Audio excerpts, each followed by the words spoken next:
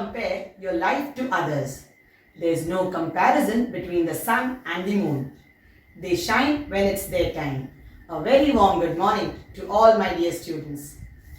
Today we learn a new chapter from our Social Science 2 Part 2 text. The name of our chapter is Eyes in the Sky and Analysis of Information.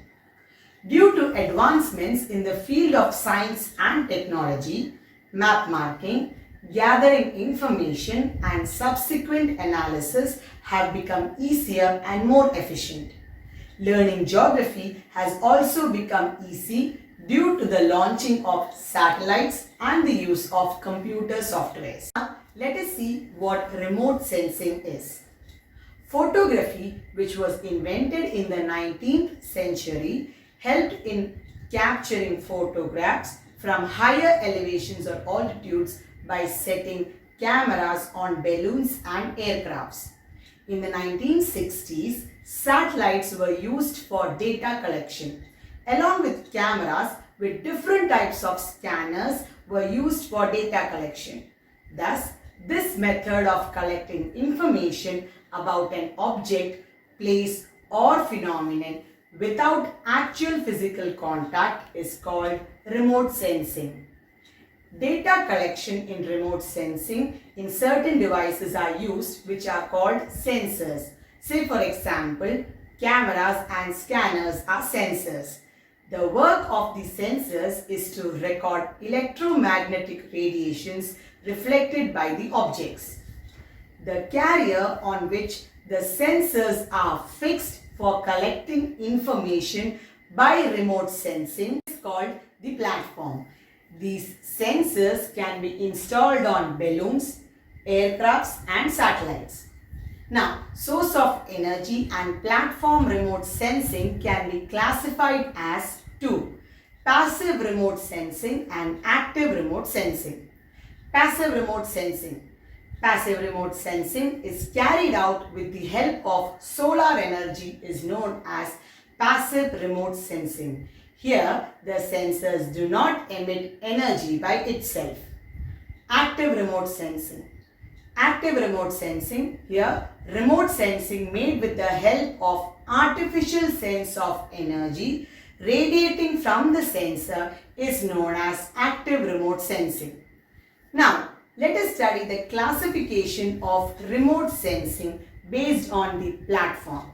They are terrestrial photography, aerial remote sensing and satellite remote sensing. So once again, what are the classifications of remote sensing based on platform?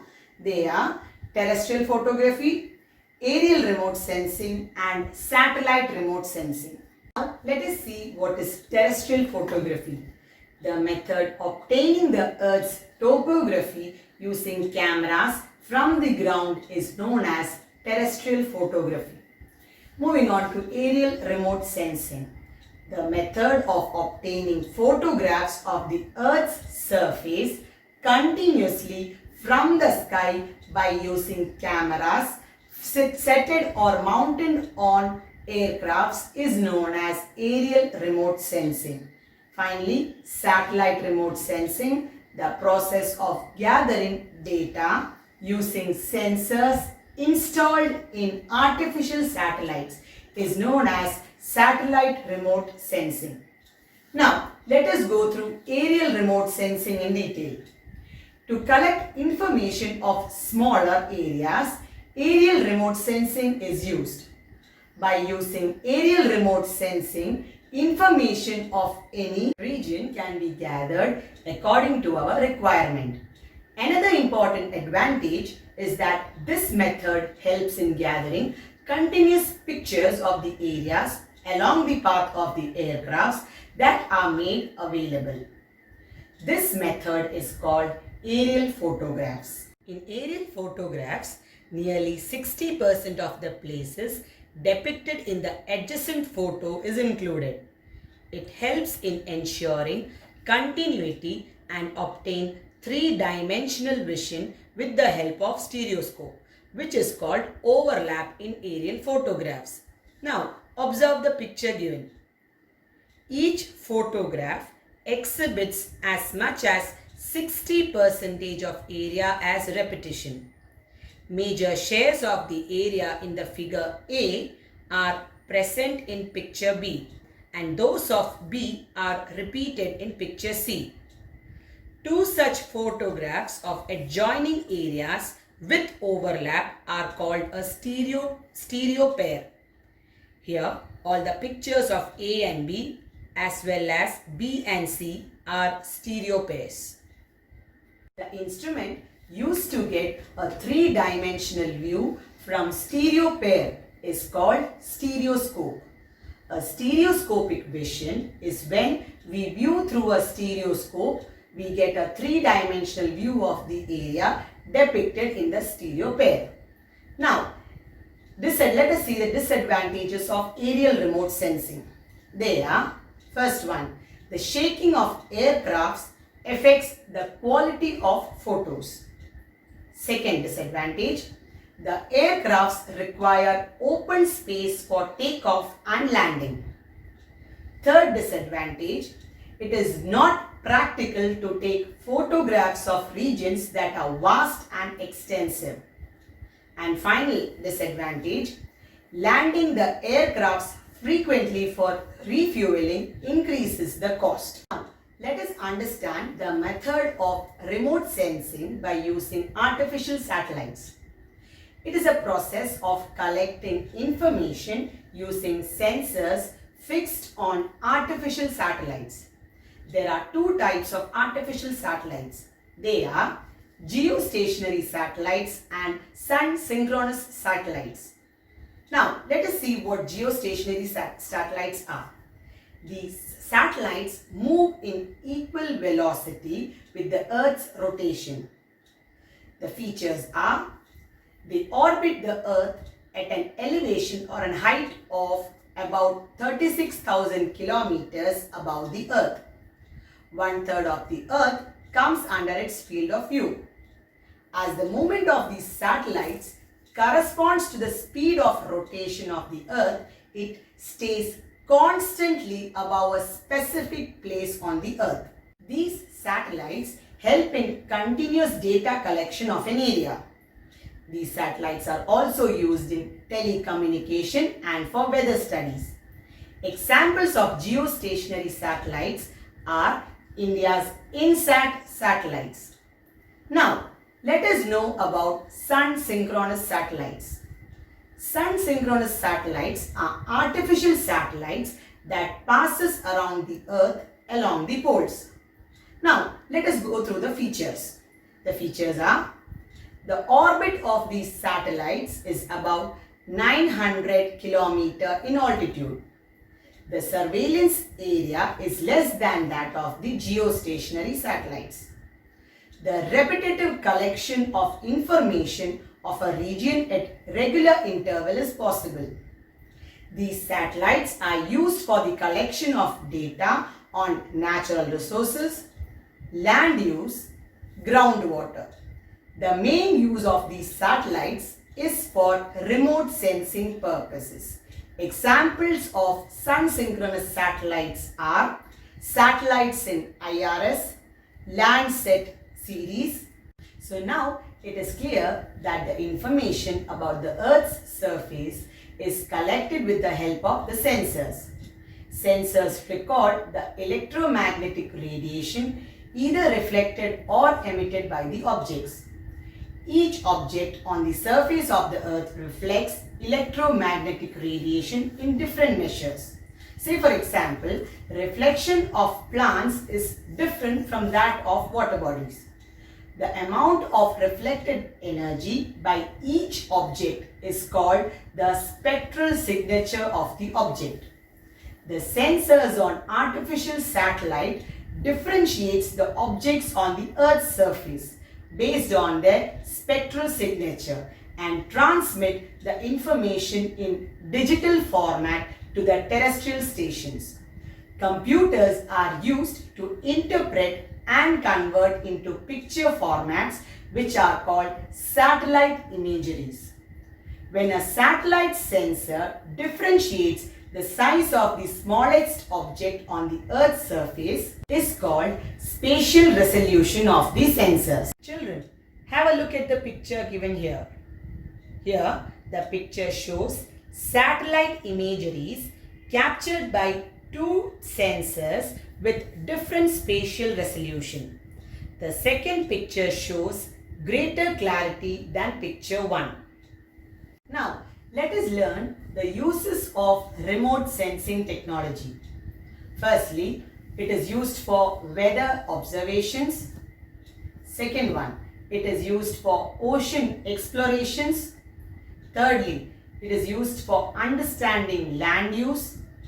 Fourthly, for the monitoring of flood and drought. Fifth one, for identifying forest fires in deep forests and to adopt controlling measures. Sixth one, to collect data regarding the extent of crops and the spread of pest attacks. Seventh one, for oil explorations.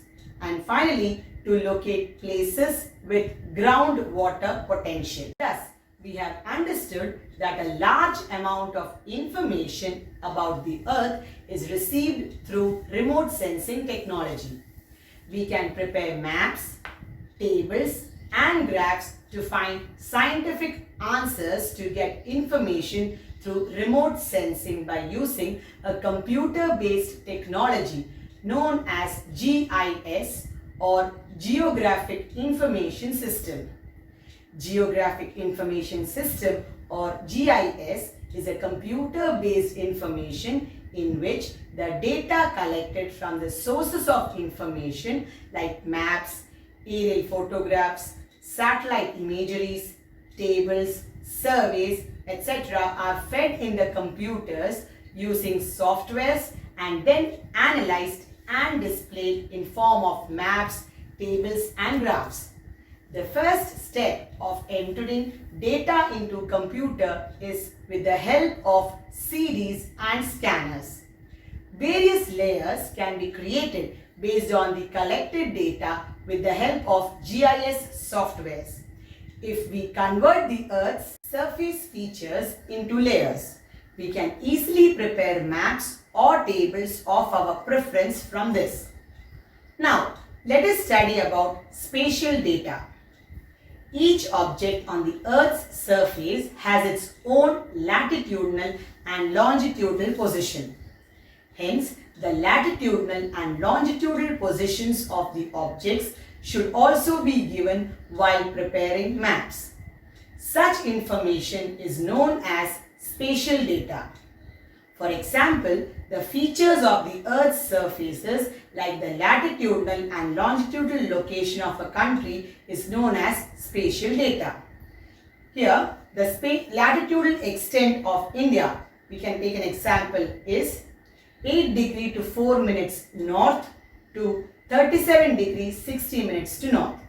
And the longitudinal extent of India is considered or taken as 68 degrees 7 minutes to east to 97 degree 25 minutes to east.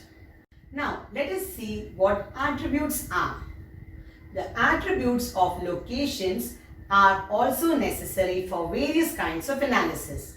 Say for example, features like whether a well has a platform, its depth, whether the water is fresh or not, details of ownership, etc. are its attributes to be plotted on a map. If we record such details of all the wells in a panchayat, all queries regarding wells, the list of lined wells, wells with depth less than 10 meters, etc. can be answered. Now, let us study about layers. Spatial information can be converted into different layers with the help of GIS softwares. The thematic maps prepared and stored in GIS for analytical purposes are called layers. It becomes easy to find out the spatial relationship among the features on the surface of the Earth by analyzing the appropriate layers.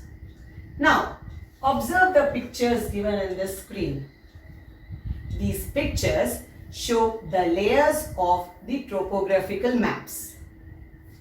Now, let us discuss about analytical capabilities of GIS. The surface features of the Earth collected as spatial information and attributes can be analyzed by GIS in various ways according to their requirements. They are network analysis, buffer analysis, and overlay analysis. They are important analytical capabilities of GIS. Moving on to the first one as overlay analysis. Overlay analysis is used to identify the relationship of various surface features on the Earth and the changes that they have undergone over a period of time. Overlay analysis is helpful in understanding the changes in the area of crops, the changes in land use, etc. For example, suppose we have a map showing the paddy cultivation in Thrissur district in 2000. If we want to understand the changes in the area of paddy cultivation by the year 2015, all we have to do is overlay the corresponding maps. Now, moving on to buffer analysis. Buffer analysis is an analytical capability used for analyzing the activities around a point feature or at a definite distance along a linear feature. Now, look at the picture here. If the spatial data of a place where your school is located is subjected to buffer analysis in GIS, a circular area with 3 kilometer radius can be created around your school so as to find out the number of houses in that area. Now, let us take another example. Suppose a road in your region is widening from 5 meters to 8 meters as per the government decision. In such a situation, a zone of required width is created along the existing road by using the possibility of buffer analysis in GIS. Thus, we can easily determine how much land has to be acquired and how many people will become homeless. Now, a circular zone will be created around a point feature or a parallel zone will be created aside a linear feature in buffer analysis, which is called a buffer zone. Moving on to network analysis. The linear features in the map such as roads, railways, rivers are subjected to network analysis. The shortest route, routes without toll, routes with less traffic and petrol pumps, hotels and hospitals can be identified through network analysis. Now, let us go through the uses of GIS. GIS helps in compiling data from different sources. GIS helps in updating and incorporating data easily. GIS helps in conducting thematic studies. GIS helps to represent geographic features spatially. GIS helps in generating visual models of future phenomena and processes based on the data collected. And finally, GIS helps to prepare maps, tables and graphs. Now, let us go through satellite-based navigation system. Satellite-based tracking systems are used for monitoring the location and the movement of objects on the Earth's surface. It is mainly used in map making, transportation, etc. The most important among this is the GPS of the United States of America. Now, let's go through the uses of GPS or Global Positioning System. The GPS or the Global Positioning System helps in sensing the latitudinal and longitudinal location and elevation of objects on the Earth's surface along with the corresponding time. In this system, 24 satellites are placed at 6 different orbits between the altitudes 20,000 and 20,200 kilometers above the Earth's surface to locate the objects with the help of signals that we can locate places with the help of signals received from the satellites in our handheld device. GPS requires signals from at least 4 satellites to display information like the latitude, longitude, elevation, time, etc. More satellites are now included in GPS for enhancing accuracy. GPS was initially started for the USA Defense. This facility is now made open to the public since 1980. The world is fast moving towards progress because of man's knowledge and untiring efforts that many advancements took place, and human lives have become better due to new discoveries and advancements in technology. All of us should get involved in efforts to make use of this technological progress for the welfare of the mankind. Children, that's all for today. Thank you. Stay home, stay safe.